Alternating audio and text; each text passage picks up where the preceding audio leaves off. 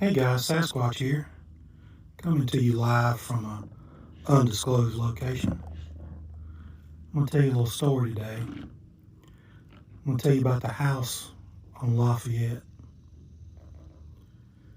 I was a teen when my brother and his family moved into the house over on Lafayette.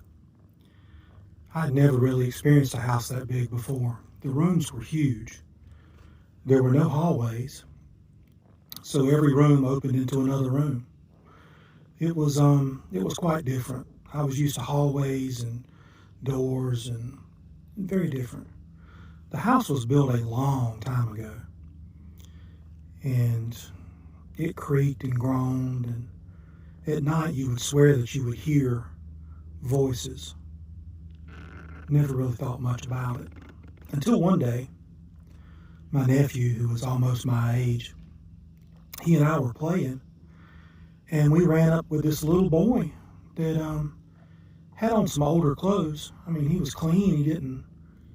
He didn't look bad, but his clothes were definitely dated. They didn't look anywhere near like what we had on. And we played with him, and he liked taking a tobacco stick and hitting pecans with it. He'd throw a pecan up in the air and hit it with the tobacco stick. So we thought that was fun, and we spent the whole day doing that with this little boy. And I don't remember his name.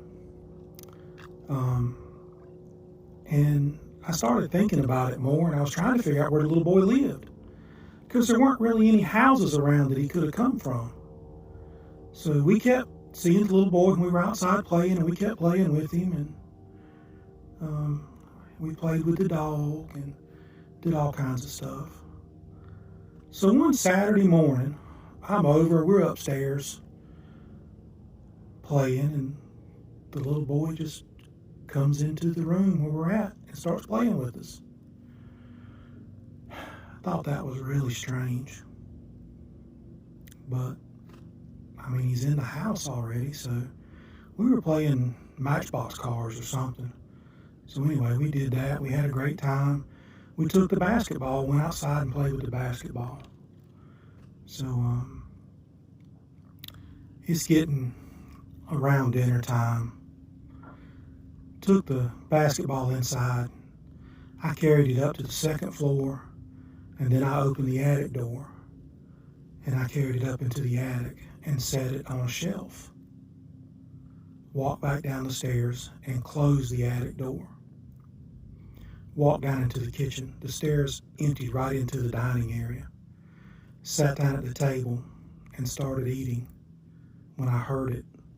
Thump, thump, thump, thump. I thought, what in the world is that? But I was really enjoying my peanut butter and jelly sandwich. Thump, thump, thump, thump. I heard it some more. It was getting louder. Everybody else heard it too. And that's when I saw it. The basketball that I knew I had put in the attic and closed the attic door came bouncing down the stairs. Thump, thump, thump, thump. It came to rest at the base of the stairs. You know, life goes on, we get older. I started seeing the little boy less and less until I just never saw him anymore. I do know that I was growing up, and he always seemed to be the same age. So as time went on, I turned 16, got my driver's license, found out about girls, that type stuff. And, I didn't really see the little boy anymore.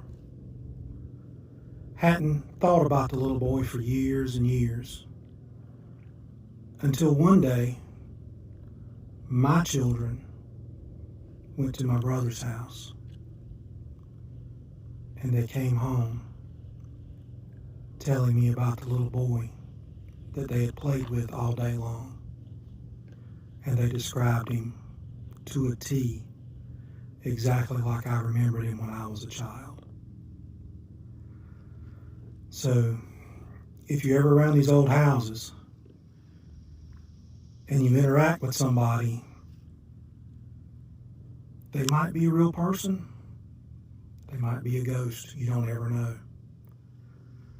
The Bible does say that beware because you entertain angels and you're unaware of it. So, to this day, the house still stands there, and I'm pretty sure it's still haunted because it was definitely haunted when I was a child. Hope you guys enjoyed the story. There'll be many more. Thanks for being here. Thanks for listening. This is Sasquatch. Talk to you later.